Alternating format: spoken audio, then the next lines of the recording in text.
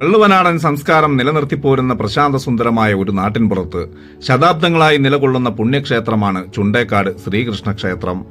പാലക്കാട് ജില്ലയിൽ കോങ്ങാട് ചെർപ്പളശ്ശേരി റോഡിൽ അഴിയന്നൂർ ജംഗ്ഷനിൽ നിന്ന് ഏകദേശം 2 കിലോമീറ്റർ വടക്കുമാറിയും പുലാപ്പറ്റ റോഡിൽ കുനിപ്പാറ ജംഗ്ഷനിൽ നിന്ന് ഏകദേശം 1 കിലോമീറ്റർ പടിഞ്ഞാറുമാറിയും ഈ ക്ഷേത്രം സ്ഥിതി ചെയ്യുന്നു.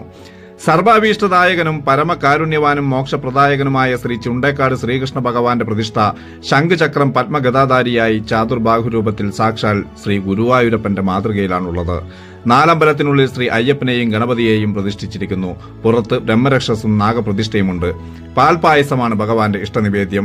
അകമഴിഞ്ഞ് പ്രാർത്ഥിക്കുന്ന ഏതൊരു ഭക്തനും ചുണ്ടേക്കാട്ടപ്പന്റെ അനുഗ്രഹം ലഭിക്കുന്നതായി ഭക്തർ പറയുന്നുണ്ട്.